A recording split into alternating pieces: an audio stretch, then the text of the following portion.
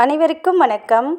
எல்லாம் வல்ல ஸ்ரீ சத்குரு சாய்நாதரின் அருளோடும் வராகி எண்ணெயின் அருளோடும் நம் வேண்டுதல்கள் அனைத்தும் நிச்சயம் நிறைவேறும் நம்பிக்கையுடன் தொடர்ந்து வழிபட்டு கொண்டே வாங்க. இன்றைய பதிவு உங்கள் அனைவருக்குமே மிகவும் பலன் தரக்கூடிய அற்புதமான பதிவுங்க. அதாவது நாளைக்கு பிப்ரவரி 4 பார்த்திங்கன்னா ரத சப்தமிங்க. ரொம்ப அற்புதமான நாள். இந்த நாளை எக்காரணத்தை கொண்டும் தவற விட்டுடாதீங்க. நாளைக்கு நீங்கள் எப்பொழுது சூரியனை பார்த்தாலும் சரி, காலையில் இந்த ஒரு வார்த்தையை சொன்னீங்கன்னா ரொம்ப அதீத பலனை தரக்கூடியது. சப்போஸ் காலையில் உங்களால் சொல்ல முடியாவிட்டாலும் எப்பொழுது சூரியனை பார்த்தாலும் ஒரு முறை இந்த ஒரு வார்த்தையை மட்டும் நீங்கள் சொல்லி பாருங்கள். நிச்சயமாக உங்களை வெல்ல யாராலுமே முடியாது. அந்த அளவுக்கு அற்புதமான பலனை தரக்கூடியது. இந்த ரத சப்தமி பார்த்திங்கன்னா 7 ஜென்மங்கள் செய்த பாவங்களை போக்கக்கூடியது. அது மட்டும் கிடையாதுங்க. தலைமை பதவி, அதிகார பதவி, அந்தஸ்து இவை அனைத்துக்கும் காரணமாக அமையக்கூடியவர் யாருன்னு பார்த்திங்கன்னா சூரிய பகவான் தான். இந்த சூரிய பகவானுடைய அருளை பெறுவதற்கான முக்கியமான நாள் தான் இந்த ரத சப்தமி. அதனால் இந்த சூரிய ஜெயந்தி அன்று சூரிய பகவானுக்குரிய இந்த ஒரு வார்த்தையை சொல்லும்போது பல கோடி புண்ணியங்களை நமக்கு பெற்றுத்தரும். நம்மளுடைய பாவங்கள் முழுவதும் நீங்கும். நம்ம வாழ்க்கையில் இருக்கக்கூடிய கடன் பிரச்சனைகள், நோய்கள், எந்த ஒரு துன்பமாக இருந்தாலும் அது இருந்த இடம் தெரியாமல் போகுங்க.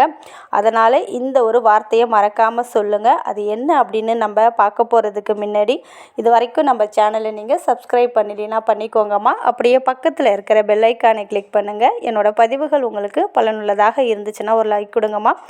பல புண்ணியங்களை தரக்கூடிய இந்த ரத சப்தமி நாளில் சூரிய பகவானை வழிபடுவதன் மூலமாக இந்த பிறவியில் மட்டுமில்லைங்க, 7 ஜென்மங்களில் செய்த பாவங்கள் போகும், உடல்நிலையில் ஆரோக்கியம் மேம்படும், அனைத்து விதமான நலன்களும் சேரும் என்பது அசைக்க முடியாத ஒரு நம்பிக்கைங்க. இந்த ரத சப்தமி நாளில் தான் சூரிய பகவான் பிறந்த நாளாக கருதப்படுகிறது. அந்த நாளில் பார்த்திங்கன்னா சூரியனுடைய சக்தி பல மடங்காக அதிகரிக்கும் அப்படின்னு சொல்லப்பட்டிருக்கு. இந்த நாளில் சூரிய உதயத்தில் எழுந்து புண்ணிய தீர்த்தங்களில் நீராடுவது சிறந்த பலனை தரும்.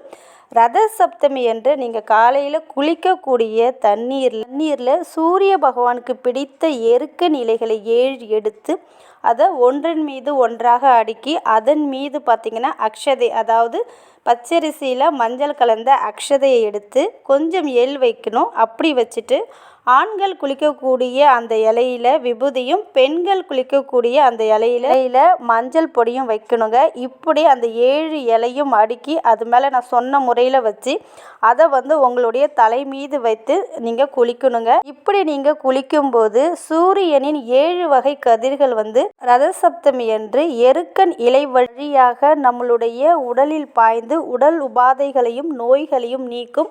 செய்த பாவங்கள் அனைத்தும் தீரும். எப்பேற்பட்ட துயரங்களாக இருந்தாலும் இருந்த இடம் தெரியாமல் போகும் அப்படின்னு சொல்லப்பட்டிருக்கு.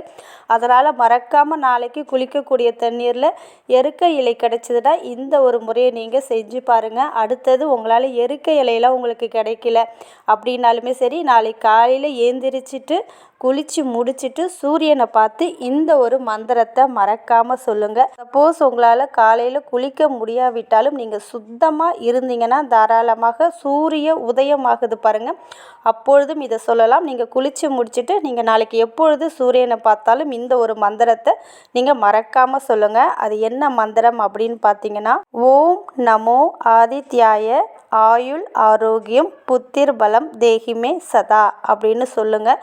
சூரியனை பார்த்து ஒரு 3 முறை இந்த மந்திரத்தை சொல்லுங்கள். ஓம் நமோ ஆதித்யாய ஆயுள் ஆரோக்கியம் புத்திர் பலம் தேகிமே சதா அப்படின்னு சொல்லுங்கள். சொல்லி முடித்ததுக்கப்புறம் இந்த ஒரு மந்திரத்தை சொல்லுங்கள். சப்தி பிரியே தேவி ஸ்பத லோகைக பூஜிதே ஸ்பத ஜன்மார்ஜிதம் பாபம் ஹர ஸ்பதமி சத்வரம். சப்தி பிரியே தேவி ஸ்பத லோகைக்க பூஜிதே ஸ்பத ஜன்மார்ஜிதம் பாபம் ஹர ஸ்பதமி சத்வரம் அப்படின்ற இந்த ஒரு மந்திரத்தை ரத சப்தமி அன்று நீங்கள் சூரியனை பார்த்து நீங்கள் சொல்லணும். இப்படி சொல்வதின் மூலமாக 7 ஜென்மங்களில் செய்த பாவங்களும் நம்மை விட்டு விலகிவிடும் என்பது ஐதீகம். இந்த பிறவி மட்டும் இல்லைங்க, கடந்த பிறவிகளில் மனம், வாக்கு, உடல் ஆகியவற்றின் மூலமாக செய்த 7 வகையான பாவங்களையும் சூரிய பகவான் நீக்குவார் என்பது ஐதீகம். ரத சப்தமி அன்று விரதம் இருந்தாலும் இருக்க முடியாவிட்டாலும் இந்த ஒரு மந்திரத்தை சொல்வதின் மூலமாக தீர்க்க முடியாத நோய்கள் இருந்த இடம் தெரியாமல் போகும். கடன் பிரச்சனை முழுவதும் நீங்கும். அதே போல தலைமை பதவி, அதிகார பதவி, அந்தஸ்து, பேர், புகழ் அனைத்தும் நம்மளை தேடி வரக்கூடிய அற்புதமான பலனை ஏற்படுத்தி கொடுக்கும். அதனால் மறக்காமல் இதை பார்த்தீங்கன்னா குழந்தைகள் முதல் பெரியவர்கள் வரை ஆண்கள், பெண்கள் யார் வேண்டுமென்றாலும் சொல்லலாம். நாளைக்கு நீங்கள் எப்பொழுது சூரிய பகவானை பார்த்தாலும் இந்த மந்திரத்தை சொல்ல மறக்காதீங்க.